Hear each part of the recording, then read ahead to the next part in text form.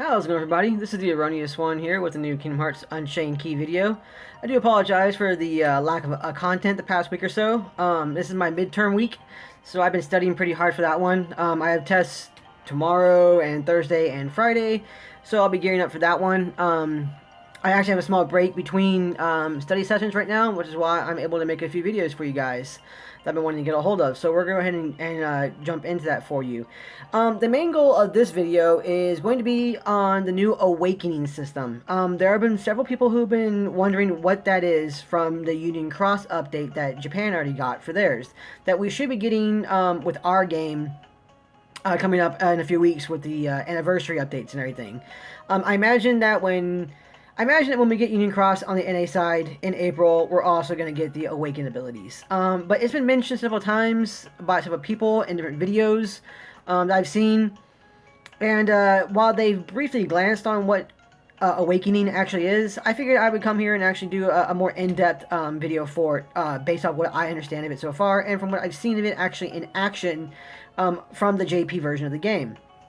So, they, in increasing the storage space, it kind of made sense now as well. I kind of get why they did that a bit more. Not only do we need more space for storage, but now multiple copies of medals are going to add on extra abilities to medals that already exist. A prime example of this would be if I fuse this Black Coat King Mickey into this one into this one into the other one over there, or vice versa, since this one's actually Chip and Dale and everything, I would open up an ability on that one, a new one. And it could be one of several things. It could be, actually, yeah, I got it pulled up right here for you guys. Let's see what this actually is real quick. Alright, so it could be, one of, it looks like 11 different abilities are opened up. And right now I have a list opened up of what those abilities are. So they have a list of abilities that are opened up that you can gain on there, and then within those 11 abilities, 5 of them affect your overall deck. So it affects your overall entire team of medals. Essentially, your entire Keyblade setup is what they're calling a deck. It uploads all that, and I imagine they're using the term deck because the older game that was PC based used to be actual like cards, you know, that did things, kind of like Marvel War Heroes and such. But essentially, their 5 abilities will increase your overall Keyblade performance, and those abilities are going to be max ability gauge SP plus 2. So, for instance, if you're running a level 30 Divine Rose and you have 19 SP available on the Divine Rose, it's going to add on 2 more to that one, so you're actually going to have 21 instead. So, it increases the maximum SP of the equipped Keyblade, which is... Oops. Sorry about that, guys. Let me turn it down real quick. So yeah, that's obviously going to be super, super useful. And all these abilities are going to be useful in that regard. So there's that one. And from what I understand, from what they told us too, all Awakened abilities, except for one of them, can stack. So you're not just choosing, oh, you know what, I need more SP instead of more AP, instead of more HP. Or I need more HP instead of having like a paralysis resistance, you know, that kind of thing. They're all going to stack, so eventually you can get one of each of those on there and add them up. So that's going to be super useful, except for one of them, and I'll cover that in a second. So the 5 that are there for the Keyblade abilities are going to be ability gauge SP plus 2. So again, it will add on plus 2 SP to the Keyblade. Now on that one, I'm not quite sure just yet if that's going to be per medal. If you have your all 5 medals equipped in the Keyblade, I'm not sure if you can get an extra 2 SP per medal that has that ability awakened. If you can do that, and they do stack that way, that's going to be amazing. I'm not sure if it's going to work that way just yet. I'm sure there's some people who are more versed in the actual JP version of the game who can inform me of that one, and I appreciate it, in just terms of like how these abilities stack, if they actually will stack in that manner. If you actually awaken each ability, or if you awaken all 11 abilities on all 5 Keyblades on your Keyblade setup, will all of them add on? We know, in other words, will you get an extra 10 SP added on to the SP plus 2? That's something we need to know about. Yeah, I haven't quite seen that entirely, but from what I understand of it, that is how it's going to work. But by all means, please correct me if I'm wrong in that regard, just so we know. Another one, the second one is going to be the max HP plus 800, so it ups your HP by 800, which would be great. Plus 20 poison resistance, plus 20 paralysis resistance, and plus 20 sleep resistance. So those are the 5 abilities that affect your entire Keyblade setup going through.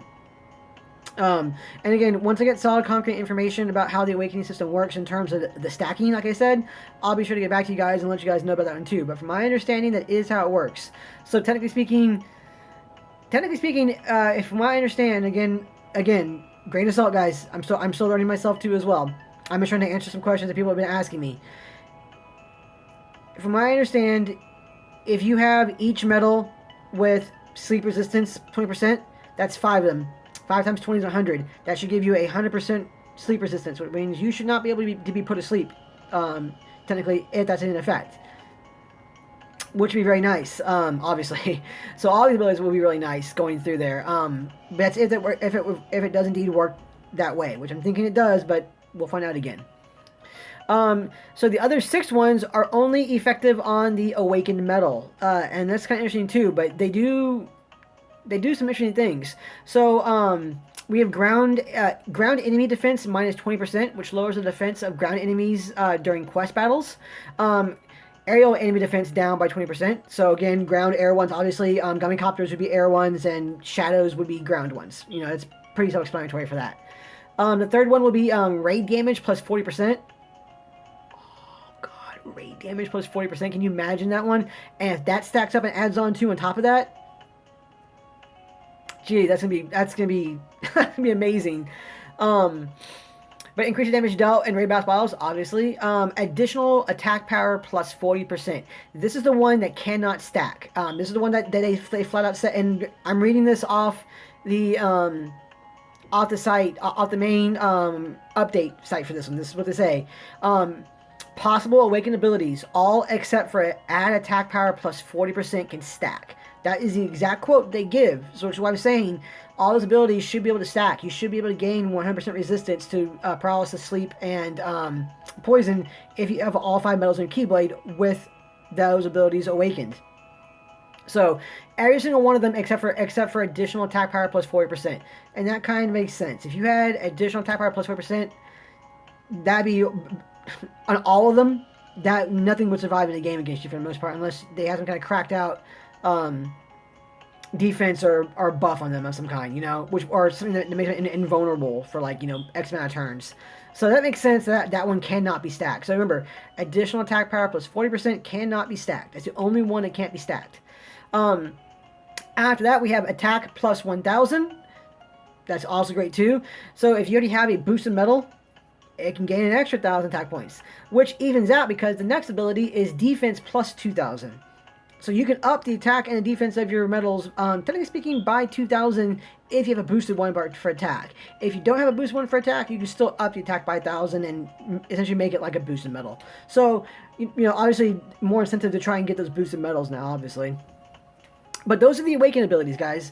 That is what they do. Again, there are 11 of them. 5 of them affect your overall Keyblade setup. 6 of them are linked to the individual metal by itself. And all of them, according to what it says, like, again, possible awakened abilities, all except for add attack power plus 40% can stack. That is an exact quote from them. That is exactly what they say. So when I say that the way it works out is, you know, ground enemy defense minus 20. If you have 5 metals with that on it, then the ground enemy should have negative 100 defense flat out. That's just the way it should work out. If you have raid damage plus 40%, and all 5 metals have raid damage plus 40%, that's 200%, isn't it? Yeah, 45. Yeah, 45, 20%. Yeah, that's 200% extra damage against raid bosses because they stack. I mean, they stack. That is insane, and it makes me wonder, like, you know, okay, so we're getting all these buffs, and there is a new confirmed fact too that the buff and debuff tiers have been raised. At 3 used to be the max times 3 journal strength, max times 3 PSM strength up, max times 3 PSM defense down, max times 3 general defense down. Those were the maxes you can get. Now it's times 7, so you can add on to that even more. It's a max of 7 now. So they're adding on all of these extra abilities on there. Granted, I'm sure the enemies are going to be scaled a bit, to make certain for that one. That can't mean this way it's going to work out. But that's pretty crazy. So our medals are about to get obscenely strong once you start waking up awakened abilities. And that's why they call all of them awakened abilities. So that is a particular reason why, as an example, I have not guilted my HD Beast, for instance, and I have not guilted my Chip and Dale medals, for instance, right here. I got them all right here, so ready to go. It's why when I go and do the Maleficent Bee quest, I'm not going to, well, let me rephrase that. She's farmable. I'm going to farm, I don't know, guys. Honestly, I might farm like 20 plus extra copies of her. Just so I can try and get like all the abilities awakened on her, all 11 of them awakened on her. Hopefully. We'll find out. But that's why I'm not guilting. That's why I didn't guilt HD Beast during the guilting campaign, because at this point in time, the guilting campaign's increased percentage for guilt is amazing. It's always great. You always want the highest chance to get a better guilt percentage. And then that's an obvious thing. But the awakened abilities offset that, in my opinion. I'm going to be more than happy to attempt to guilt things now without waiting for a guilt campaign, because I can unlock awakened abilities when it's released obviously in the global version of the game. So that's me a new mechanic, or a new thing to think about when you're guilting medals. Do you want to wait for a guilting campaign because you need to get like the best guilt possible, so on and so forth, or do you want to guilt them going forward and guilt them when you get a hold of them just to get the awakened abilities? Now you can also wait until there is a guilting campaign and you have your X amount of copies of the medal in order to guilt. That's also a thing to do that you can do as well, just for like maximum percentage, I guess, or maximum efficiency overall in getting your medals ready to go, getting the keyblade set up and everything, so on and so forth. You can do that too, I guess, depending on what you're doing and what you need at the time. That could do it. For instance, if there's not going to be a guilting campaign and the month is about to end and you're doing Coliseum, and if you guilt one medal and that medal can help you get further in Coliseum and such to push to get rewards and prizes, then you may see that as being useful and go, okay, you know what, I'm going to guilt this medal. I'm going to get the awakened abilities at least. Maybe not the best percentage there going through it because there won't be a guilting campaign, but you get the awakened ability. So it makes guilting things a little easier in that regard. And the way that the guilting or the way the awakened abilities are going to be activated, from what I understand, and what I've seen again too, it's going to be one by one. So for instance, you're not going to want to put you're not going to want to open up your chip and put 3 chips in there, get that one ready to go, and then evolve it, get the next one set up for 2 of them, and go on and so forth. You're going to need to do them one by one. So each time you do one medal, each single copy of a medal that you add on to a medal, I think it's 5-star and higher, 5 and 6-star. I think I could be mistaken on that one. I forget the 5 or 6-star thing for that one. But each single copy you add onto it, you add on. So if I were to level up Chip and Dale, I would come over here and level up Chip and Dale, add on there, and that's all I do. I only do one at a time. Level up and go, and then it would do an awakened ability. And the awakened abilities aren't going to do one by one. It is going to be a random drop or a random selection of the 11 listed awakened abilities. So there's a chance that you could do 5 copies of medal to guilt, and add those 5 times. 4 of them could be negative ground defense negative 20%. That's a possibility. So that's something to consider as well. It isn't going to be, down the list or pick and choose. The only thing you're able to actually pick and choose in that regard is if you want to get rid of a certain ability off of a medal. You can replace it with another one. So, if you have like attack plus 1,000, defense plus 2,000, and then you also get like aerial enemy defense negative 20% and ground enemy defense negative 20%, and then the 5th one is another ground enemy. You can change them out. Like if you have X amount of spaces, you can change them out. I'm not sure if we're limited in how many we can get at once. I'm not sure if there's like an actual. I'm pretty sure. Yeah, I don't notice yet if there is a limit, but I think there is. And please, if you guys know this information concretely, please leave me a comment down below, and I'll make a correction video closer to the release of the global site to get people more ready for it. But I think there's going to be a limit to how many abilities you can get. You can't just get all 11 on one medal. I think it's going to be I think we have like 4 or 5 slots that are there for awakened abilities. And in those 4 or 5 slots, you choose which ones you want.